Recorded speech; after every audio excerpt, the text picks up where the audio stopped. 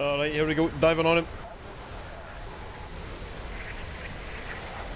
God, listen to those new sound effects, that's so cool. And... fire. Oh! That was so epic.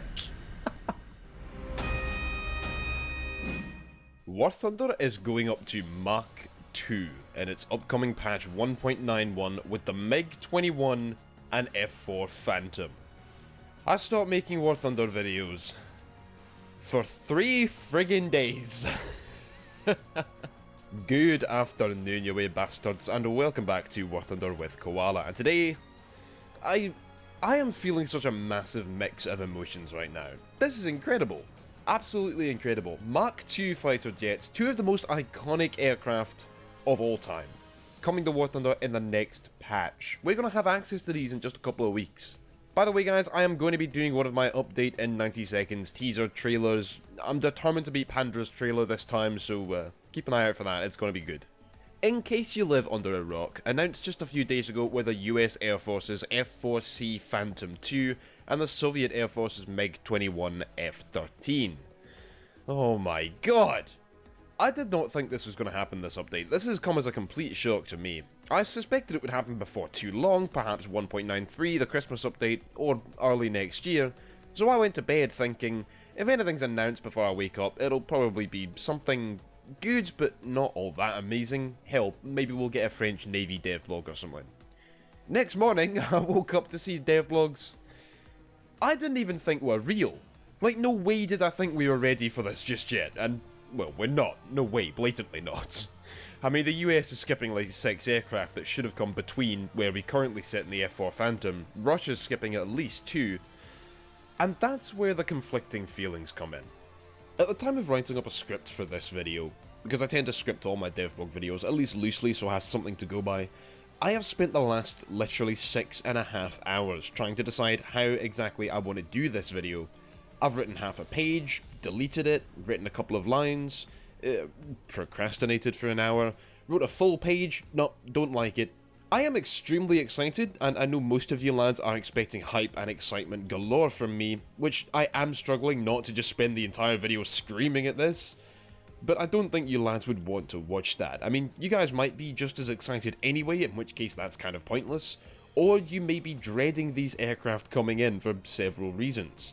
There are a lot of potential issues that these aircraft bring to the game, which I could discuss at great length. But I also don't want to spend the whole video sounding as if I'm ranting about something I am actually seriously happy and excited about. So it's been fairly daunting for me to even attempt this video. I mean, I could talk for hours about these aircraft, the MiG-21 and F-4 Phantom, in War Thunder. This is something we used to joke about, like, for years. We've been, there's been hoax, devblogs and pictures of these aircraft being in War Thunder. And now they're actually here for real. That's amazing.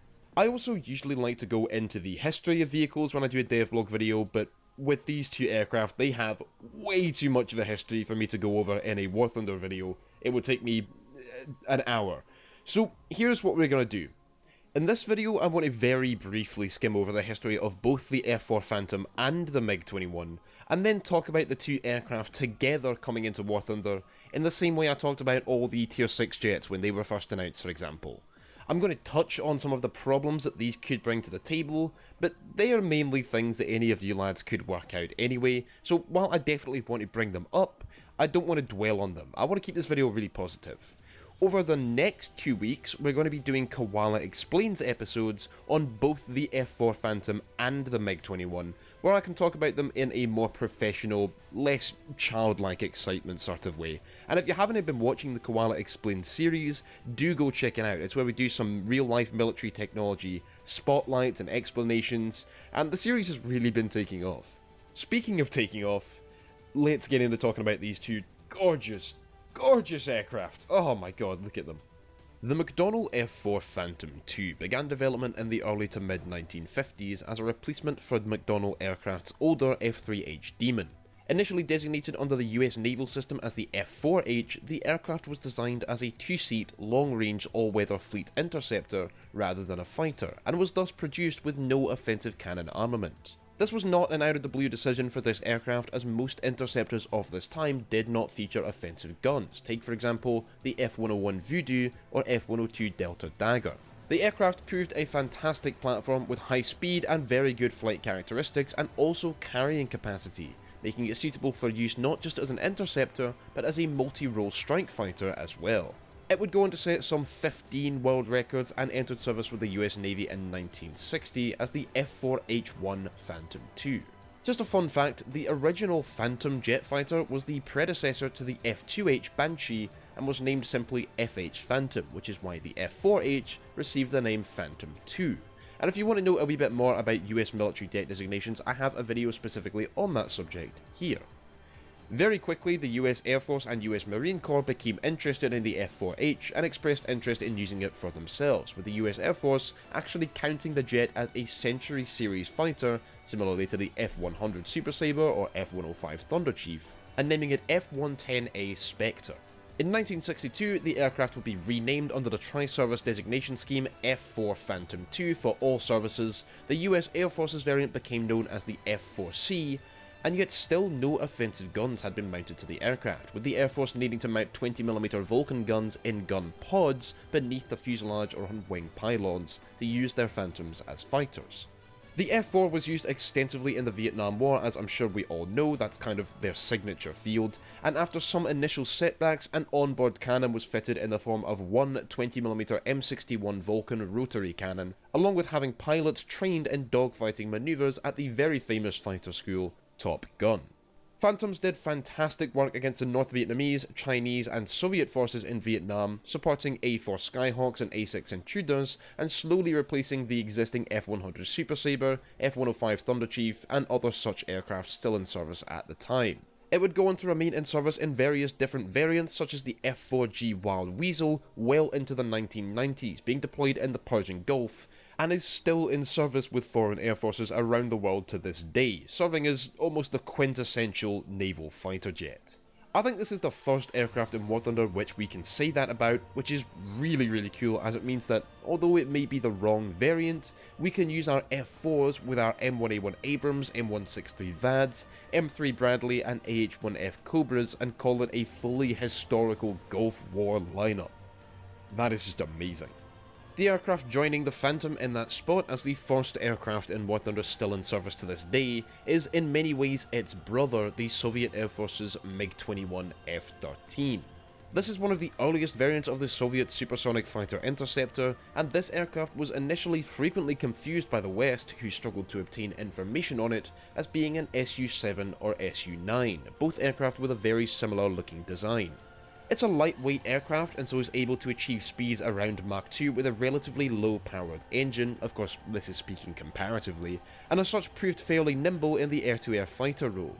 It was also able to accelerate extremely quickly, making it a prime interceptor, and the MiG-21 is regarded as the first Soviet aircraft that really mastered this blend of roles. Even the first major production variant of this aircraft, the MiG-21F, demonstrated exceptional climb rate, and the fighter, once modified, was also capable of carrying some ground attack ordnance and air-to-air guided weaponry, though at the expense of some flight performance and one of the offensive 30mm cannons. The aircraft was far from perfect, exhibiting quite a short range and poor stability, as well as a lack of staying power compared to US jet designs that were beginning to come out at the time. The main gun had an extremely limited ammunition supply, and the ordnance carrying capacity could not hope to match up. This was undoubtedly a fighter interceptor and not a multi-role strike fighter or fighter bomber. However, this didn't stop the MiG-21F entering into service in 1959, with the MiG-21 F-13 variant being quickly licensed to the Chinese as the Chengdu J-7, a modified variant of the aircraft that we will also have access to in-game very soon. The MiG-21 went on to serve in the Vietnam War and has served in almost every major war since involving aircraft, including conflicts in Lebanon, where it still does its duty to this day. In the early stages of the Vietnam War, it proved a terrifying opponent for the relatively untrained US pilots, something we brought up before, although it is widely believed that kill-to-death ratios claimed by users of the MiG-21 in Vietnam are extremely over-exaggerated. Nonetheless, as a platform, the MiG-21, known by the NATO reporting name Fishbed, is undoubtedly among the most successful fighter designs ever produced. And there you have it, lads, a quite brief overview on the development and history of these two extremely famous fighter jets. Now let's get on to talking about how they might affect War Thunder when they arrive in update 1.91, because these aircraft are going to completely outclass anything we currently have in game. Both the MiG-21 F-13 and the F-4C Phantom II are capable of surpassing Mach 2 at high altitudes, with the F-4 being around 150 km per hour faster than its Soviet counterpart, as well as carrying some significantly greater weapons loadouts. The MiG-21, thanks to its delta wing, is also subject to hemorrhage speed in a high G turn. However, given its lightweight construction and powerful afterburning engine, it should have better acceleration than anything else in the game, allowing it to regain that speed quite quickly. Neither of these aircraft, however, are more than 200 km per hour faster than our current Tier 6 jets at sea level, which is where most of our top tier jet dogfights happen in game right now. As of yet, we do not have any confirmation of new weapon types for either of these two aircraft besides a new variant of the AGM-12 Bullpup for the Phantom, which is about double the mass of our current AGM-12B and should prove fantastic for close air support. So as of yet, these jets are using the same infrared air-to-air missiles as our F-100D and MiG-19 PT, and there are no AIM-7 Sparrows or other missile types coming, which is a bit of a shame, but remember that could change by the time the patch arrives, and if not, then these weapon types could be added later down the line, like the AIM-9Es were for the Super Sabre. I am definitely seeing the F-4 Phantom being the better aircraft for both dogfighting in air battles and definitely for close air support in ground forces matches. This will be the best aircraft in the game, bar none, at least right now. I know Fly was saying how the MiG-21's ability to bleed speed easily can be a bonus, and that it can allow you to pull some pretty nifty maneuvers that other aircraft can't match. This is the same thing any half-decent ME-163 pilot will tell you. That aircraft is ridiculous at 8.0 if you know how to fly it. It dunks all over even A5 Sabres and MiG-15s, let alone MiG-9s or Vampires. However, I would like to point out that Fly is quite biased towards the MiG-21. Nothing against him at all, he's certainly not wrong in that it can be a useful ability once you know how to use it to your advantage, but it is a negative aspect of the plane, not a positive one. It is by default a mark against the MiG-21's dogfighting ability. Some good pilots are just able to make that type of handicap work for them. I've also seen that in Tier 6 jets, air brakes are starting to become much more relevant, and for these jets with even better engines, that will even more be the case. So I am definitely calling it now. The F-4C will outperform the MiG-21 in the hands of two roughly equally skilled pilots. It's about as superior as the CL-13A was back before patch 1.85. Honestly, I wouldn't have thought we were ready for the Phantom just yet. Well, I know for certain we're not ready for the F-4 Phantom just yet. But even if we are going with the MiG-21 F-13, I'd have put the F-105D Thunder Chief, the aircraft the Phantom was designed to replace, or even the F-104C Starfighter up against it, rather than the F-4 Phantom. I expected we wouldn't see the Phantom until we got the F-4E variant with its onboard M61 Vulcan, later variants of the AIM-9, more air-to-ground options, etc., and had the MiG-21 Best to match up against it. These are both much more powerful variants with far and away advanced weapon systems and ordnance carrying capacity. The F-104 is extremely similar in flight performance to the MiG-21, however it might not be quite as fast or as nimble, so it would be about as much worse than the MiG-21 as the F-4C is going to be better. The F-105 Thunder Chief, in my opinion, would be the best option to counter it, however I guess Gaijin wanted to go with the most hype-worthy, the most headline-grabbing aircraft first, and then fill in the ranks later. You guys know I have a lot of problems with Gaijin doing this, I'm sure most of you share that opinion, but I will say in their defense that it does make the updates much more surprising and more likely to grab attention, like I said before, which can be a good thing. For example, the Americans have already skipped the F-86H Sabre, F-11F Tiger and F-4D Skyray between the F-2 Sabre and the F-100 Super Sabre. And then there's the F-3H Demon, F-7U Cutlass, F-8 Crusader, F-5 Freedom Fighter or Tiger II, the F-104 Starfighter, F-105 Thunder Chief, and even the F-106 Delta Dart, which would all come between the F-100 and the Phantom. The Soviets have likewise skipped the MiG-17F, Su-7, Su-9, and even the Su-17, which should predate the MiG-21. However, if we already had all of these aircraft, there would be absolutely no doubt as to what the next update would bring, as the F-4 Phantom and MiG-21 would be the only options left, and any or all of these others can be added into the ranks in the future once the hype for these newer jets has died down. I suspect that we will see the same thing happen with jets above these ones in the future, such as the F-14 Tomcat or A-10 Warthog for example. On the topic of the F-4, it will have access to a single M61 Vulcan 20mm gun pod when stock, but will not have stock missiles, which I do not like. It also only had AIM-9Bs on the dev server, which makes no sense when the F-100, a much older aircraft, has AIM-9Es. I mean, given the F-4C designation, our Air Force Phantom is obviously from beyond 1962, and I honestly feel like it should be given stock missiles with at least AIM-9Es as the upgrade, if not even later variants like the AIM-9G, which was the last rear aspect only AIM-9. With the F-100 receiving 2 types of missiles, and even older aircraft like the Fury and Cougar and Japanese Sabres, etc. receiving the first AIM-9 iterations, I honestly feel like even the F-100 and MiG-19 PT should have stock missiles, their earlier variants, and then give them the upgraded forms as, well, upgrades. In my opinion though, we will see AIM-9Es on the Phantom come live patch release. It makes no sense for us not to. That's not a good way to attempt to nerf it in order to balance it. That doesn't work. I also have no idea why we've gotten a US Air Force Phantom instead of a Navy one, because the Air Force Phantom kind of takes up the spot that would be occupied by an F-104, F-105, etc. Putting it in the US naval fighter line would also convince players to grind through the planes before it, the Banshee, Panther and Cougar, and I see this as a good thing as it means a wider variety of aircraft seen in regular matchmaking, something Gaijin also seems to share my thoughts on that being a positive, as that's the main reason why they don't want to decompress battle ratings. Well, that and queue times. But Gaijin has a real opportunity here to distinguish different aircraft and ease us into a higher rank. See, one thing I suggested for why Japan got the T2 instead of the F1, the actual fighter variant of that aircraft, is because we'd end up seeing the F1 at a higher battle rating with more advanced ordnance. AIM-9Ls, for example, some guided air-to-ground missiles, whatever it could carry later in its service life. If Gaijin does the same with the F4 Phantom, we could see something like the F4E with its more powerful engine also receive new weapon types, meaning that even though it's only a slightly more advanced flight performance, it would be just as big a step up from the F4C as the F4C is from the F100. It could carry AIM-9Gs with, I'd guess, some 16 to 18G overload. Then we could see the F4G Wild Weasel with even more advanced weaponry, for example AIM-9Ls or even later. I mean, these things served all the way to the Gulf Wars. So even though it's no upgrade in flight performance this time, it would be another step above the F4E because of weaponry, easing us into, say, an F-14 Tomcat in an eventual rank 7 for aircraft, without that jump being too great.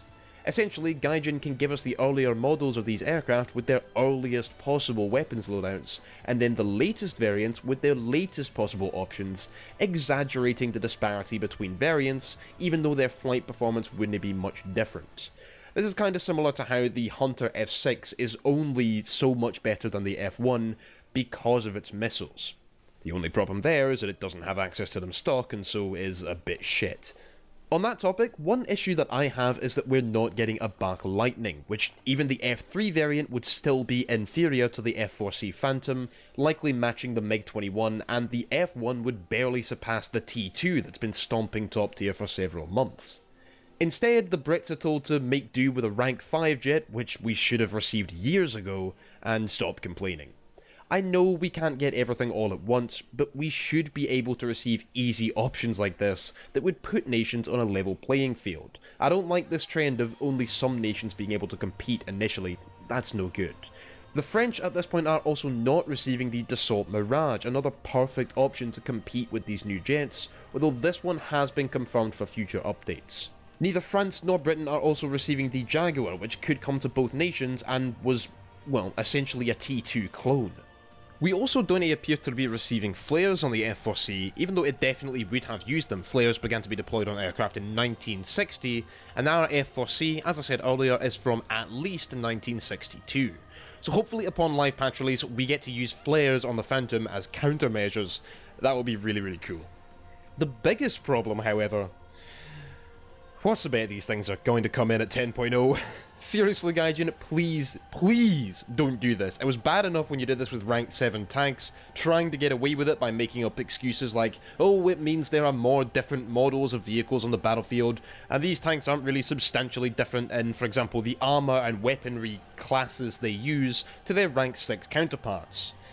Well, you can't say that this time. The MiG-21 F-13 versus a MiG-19 PT is like having a Hunter face up against a BF-109.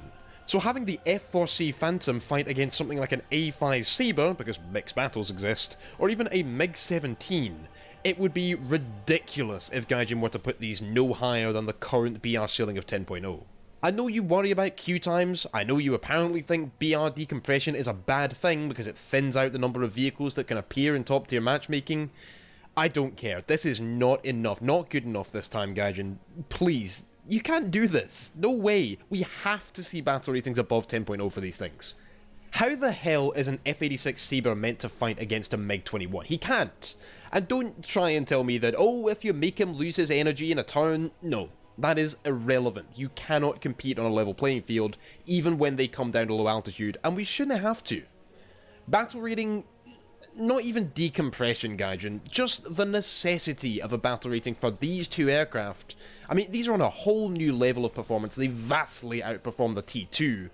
Battle rating 10.3, 10.7, please Gaijin, don't make us go through a broken matchmaker to get to these things. Now of course we could, and I really hope Gaijin does either listen to this video or that they already plan to introduce at least 10.3 for these aircraft, if not 10.7. On patch day, not in 2 months, not next year when top tier is already dead because players have left the shitfest that this is going to create, on patch day, so that we can do our best to avoid said shitfest.